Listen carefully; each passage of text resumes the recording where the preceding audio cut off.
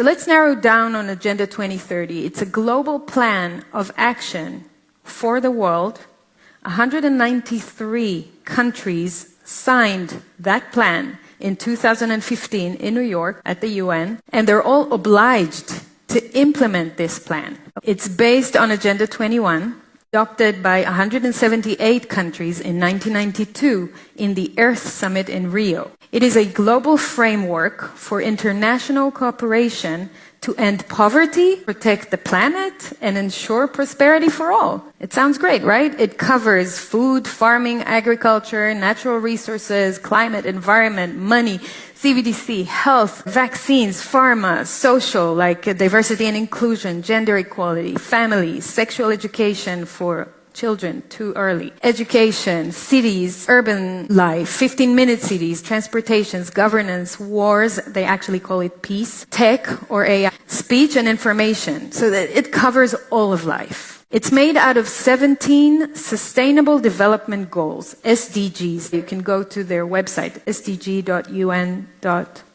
and read each one of these 17 SDGs in detail. The deeper you go into it, the more you realize that there is a plan here that aspires to tighten control over humanity while eliminating the individual and their rights. Wrapped up in a nice, innocent language, this agenda is a collectivist plan that benefits the world's rich and powerful and the corporations, and not so much the citizens. Today we will only focus on a few areas out of this plan, because it's a big one, mainly climate, smart cities, and money. Global organizations also have far-reaching global plans. The Agenda 2050 is in the works too, with very ambitious climate goals, for example. In 2020, world leaders embraced this call to build back better. And the vortex we entered since 2020 is producing more and more crises, emergencies, disasters, and difficulties. Whether all the crises around us in recent years are pure coincidences,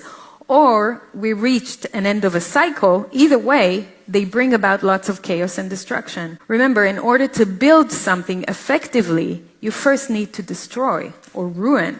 COVID was an excuse to build back better. October 7th is a good reason to build back better. The war is an excuse to build back better in our country and our neighbors' countries. It's a very pertinent question to ask, how do we build back better? To build back better or whatever. We have a chance to reset the clock and build back better than before. To build back better than before.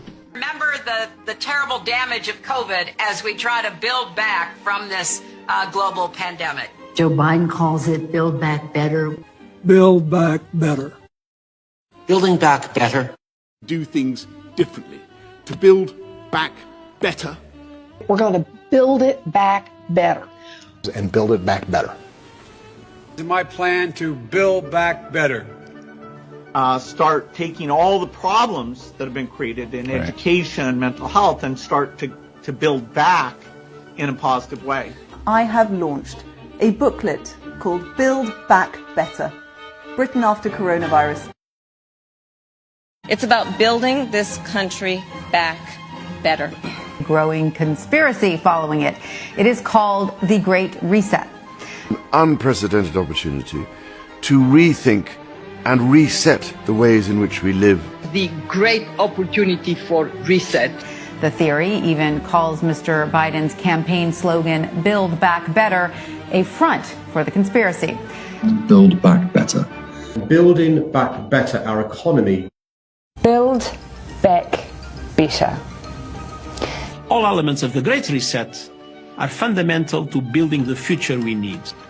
This pandemic has provided an opportunity for a reset. It's a big effort to, some would say, to build back better. We would say to really have a great reset. What a coincidence, right? They all came out with the same idea. Wow. During COVID, we were called conspiracy theorists for saying global organizations have a plan to reset life as we know it, called the Great Reset.